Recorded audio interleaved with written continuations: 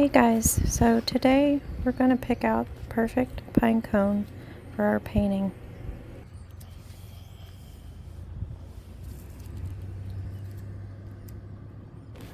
There are so many different kinds of pine cones, so many different colors and shapes, and all the pine cones are in various degrees of decay, I guess, on the ground here. So we're going to try to pick out a really good one for our painting.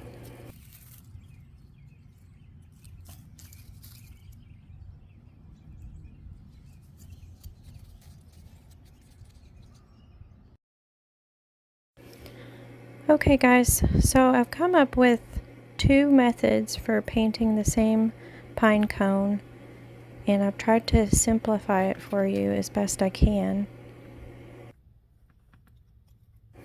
I wanted to start by examining the pine cones with you and showing you how all the little scales come out at the core of the pine cone. You can see that the top part has a rosette shape, like petals on a flower, many layers all the way down from descending order, from small to big, and then small again at the base of the cone. There's also a Fibonacci sequence of spirals. You can see how everything spirals around, which seems to be a repeating pattern in nature. You can see it in galaxies and flowers like sunflowers, and also in seashells. I want you to notice the slant of the layers and also how these scales come out at the top, kind of like I would say a pineapple. So we're going to start this painting by making a basic egg shape, and that is the basic shape of your pine cone. And so we're going to start by filling this in with a dark brown, and I am using a burnt umber color.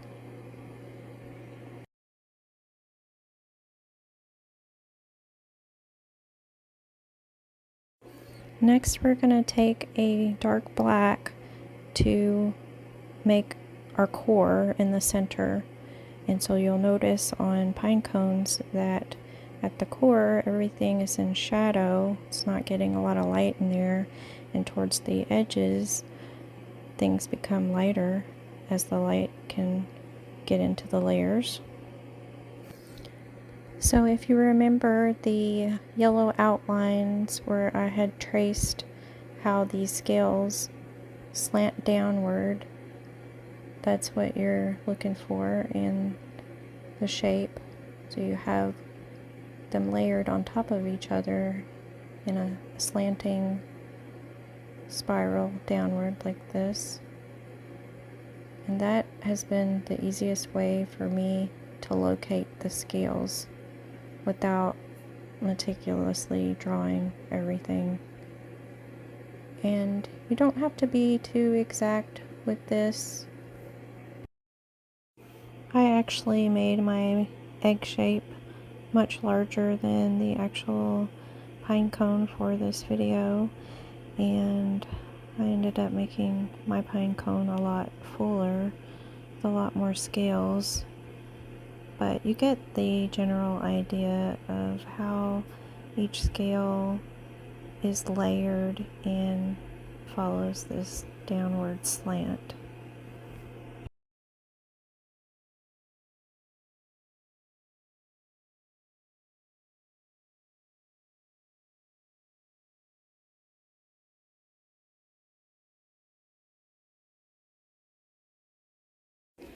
So there are a few little scales peeking out at the bottom down here, and I'm just trying to suggest some of those at the bottom. I'm just going to speed a little bit of this up right here. It's kind of repetitive. I'm just going over the same shapes again and again.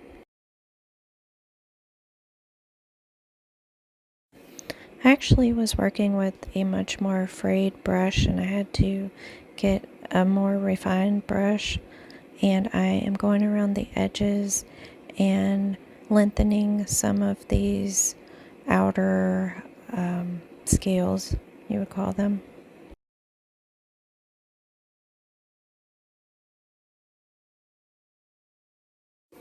And now I'm just cutting around the edges with the black and trying to suggest some of these little triangle shapes.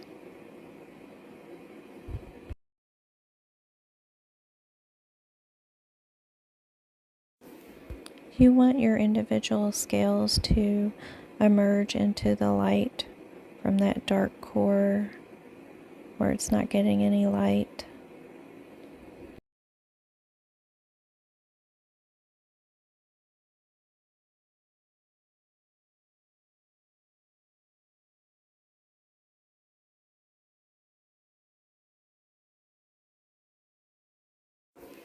So here we're just putting in some highlights on the tips of the outer scales.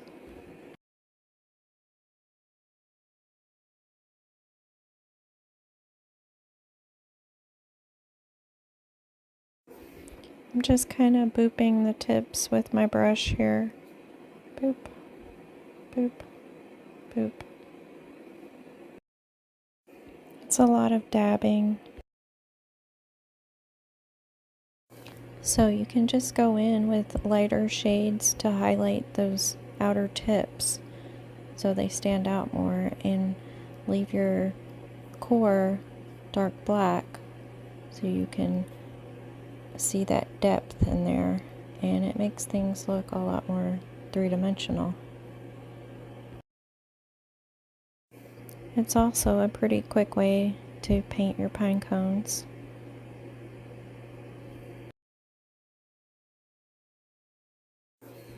So I just go back and look at the pine cone and give it what it needs. So if it looks like there's a section that is a little bare, then I might add another little tip, the outer tip right there. And you know, if I don't like something, I just go back in with black, cut around it, put it back in shadow, and let everything emerge with highlights as well. And when you look at pine cones in nature, most of them are not super perfect in shape. There's a lot of wonky layers, so probably the more irregular your pine cone, the more it's going to look like a real one. It'll probably look like one that has been out in nature for maybe a whole year. Maybe it got stepped on. Maybe a squirrel came along and messed with it, and so it could be smashed in some places. So it just gives it character, you know, it doesn't have to be perfect. I've seen lots of pine cones where some of the scales are missing, and also some of them are bent back at odd angles. So yeah, just have fun with it and just make it your own, and you don't have to follow your photograph reference or your still life, your real pine cone. You don't have to follow it exactly. So here I painted these pine cones out and gave it a bare patch, which I kind of like. You could leave it like that, but I think I ended up going back in and adding those scales back into it. But you see, it could look good with a bare patch right there too if you wanted to leave it like that. So I'm just gonna go ahead and speed up this video, speed up this little section right here. It's basically just me going back in and adding a little bit more details, more refinement, more highlights, and cutting around the shapes with black. Just bringing things into focus and putting things back in shadow.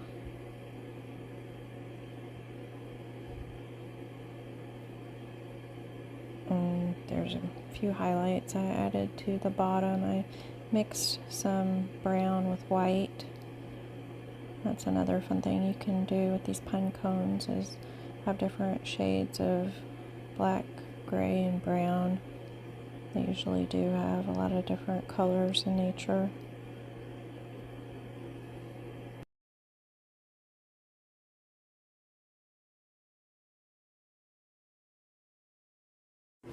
So the last thing I like to do is go around the edges with the gray, cutting around the edges and cleaning up the edges. And it really makes everything look a lot sharper, crisper. And I like to go and anchor the pine cone with the shadow. But yeah, you should always go back around your edges and clean them up with your background color. Putting a shadow in at the bottom of your pine cone really makes everything kind of pop off the page. Okay, so that was pine cone number 1, and now we're going to do a second version, which is similar but also a little different. So again, we're starting with our egg shape, filling it in with brown.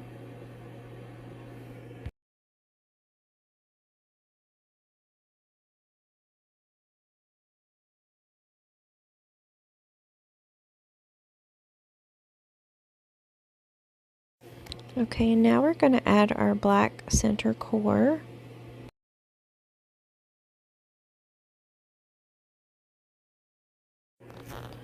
So here we're going to start the top of this pine cone with these little tufts of hair, similar to looking at a pineapple and how the greenery comes out the top.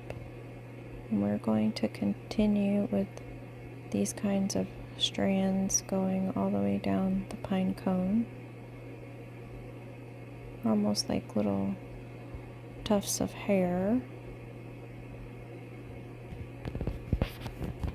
But I think you guys have a better idea about how each scale originates from the core of this pine cone and comes out to the outside. So just keep that in mind from looking at our last painting that we did. I feel like it's a lot easier to paint a pine cone once you understand the anatomy, the structure, and how everything radiates from the core. So this version seems to be going a lot faster than the first version, and I don't know, maybe the first version was like a warm-up. You see how fast we can put these in now that we know how. It's going much quicker with these scales. I'm getting a little messy up here at the top with my brush here, but that's okay. Okay, so now I've mixed up a highlight color, which is brown mixed with white, and we are picking out the tips of the scales, kind of like how we did in our previous painting. We're just going about this version in a little bit different kind of way.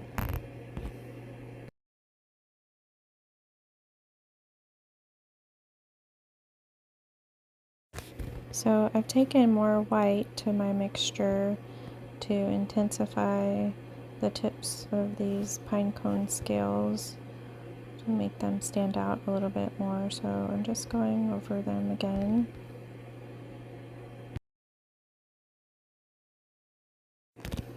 Now I have lost some of that black core, and I'm going to go back in here in a little bit and cut around these individual scales and bring some of that black core back into the painting.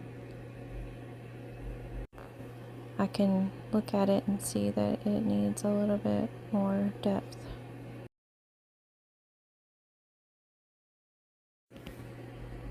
So you can really play around with these Pinecone paintings and just give the painting what it needs. Just look at it, and if something looks like it's not popping out as much, you can fix it by adding more shadows or more highlights.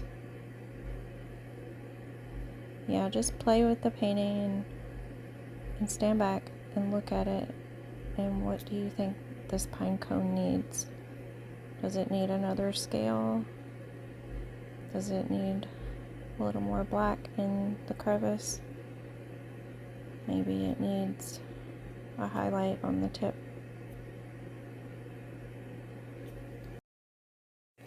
Just play around with this Pinecone and give it whatever you think it needs. It doesn't have to be exactly like your photo reference. It's like Bob Ross said, you know, there are no mistakes, there's just happy accidents. Give your Pinecone the character that it needs. Just have fun with it, guys.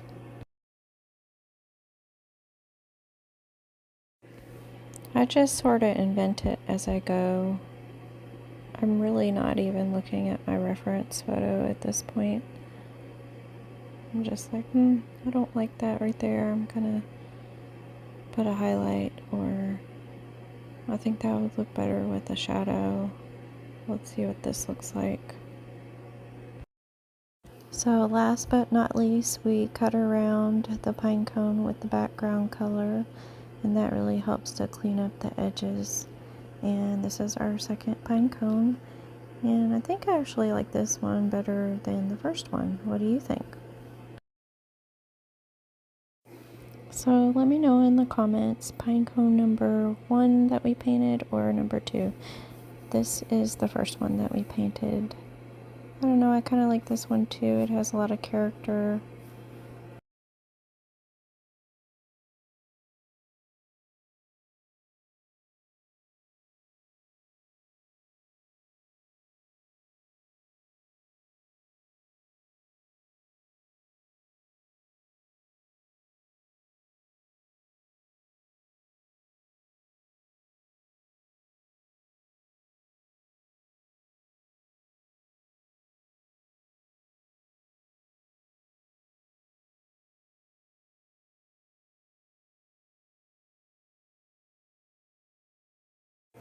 If you want to see a bigger painting where I paint several pine cones, you can head over to my main channel.